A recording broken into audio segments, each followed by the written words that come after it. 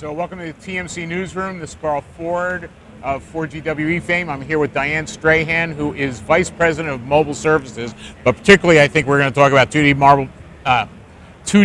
mobile barcodes. Is that right?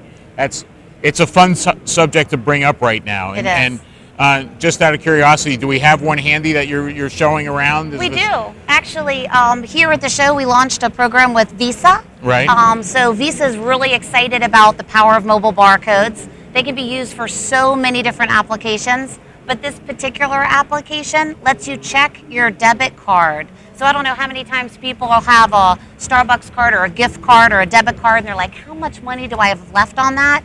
So this promotion that they are launching is a check your balance. So you literally scan this and you find out how much money is left on your code.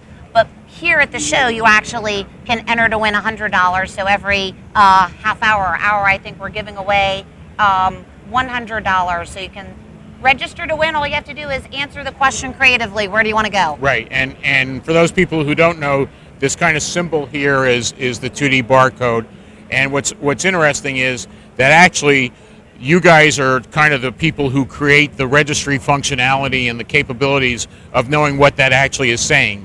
So for those of us who don't know what is going on, you kind of make it so that Visa now has a way to get to the clearing function and get to all that services. Is that a good way to say it? There are two types of codes. There's direct, where the HTTP link is embedded in this beautiful little Rorschach test here. Right. Or there's what we call a URI, which is an indicator. In this case, it's an indirect code, so it actually does go to the Neustar clearinghouse. This provides enhanced security, value-added feature, and functionality that if it was just a direct code, you'd never have. So in this particular case, Visa is benefited by enhanced control. But if you were, for example, wanting to mash up location, or you wanted additional information, we could add that extra information up at the clearinghouse. Or if you wanted to add in another advertisement or monetize your services differently. So there's many extra values that the clearinghouse provides, but the biggest advantage is that no matter what open code standard you're using,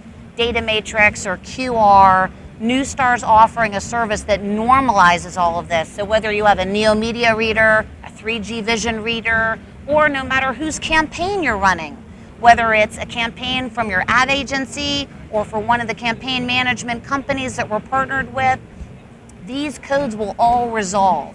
One of the biggest issues right now with all technology is it's so fragmented.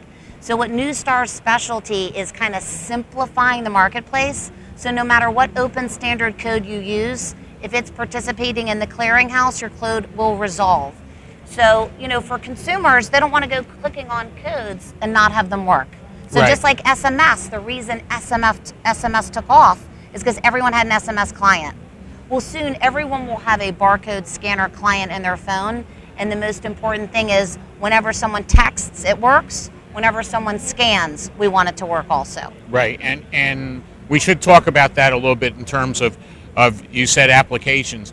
We really should expect that this is going to be kind of how we get a whole bunch of new marketing apps going forward, right? That's kind of the whole driver for this at the present time. Is that accurate? Yes. I mean, in Japan, for example, while they're using the direct method, they're interested in moving to indirect because it creates a much richer experience because they can really target it, Carl, to you and make it much more meaningful based on where you are, what time of day, that you're a guy over the age of 30, something you're like too that. Kind. I'm yes. kind.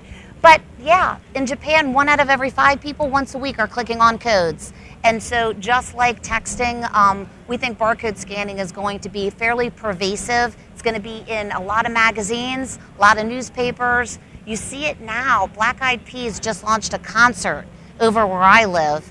And they did this with short codes, but you're going to see the same thing with barcodes where it's going to engage in, people are going to interact with brands in a way they haven't before. So you see them in Times Square, you see them on posters. I think you're going to be seeing them on jeans. We've even seen people tattoo them on their bodies, but that is a little extreme. I would say that's extreme, but one of the things that's going on is, people always worry about the 1984 type issues, right? And the image of Minority Report comes to mind when we talk about this. However, this is user decisions that happen. So it's really you're making the choice to scan the barcode.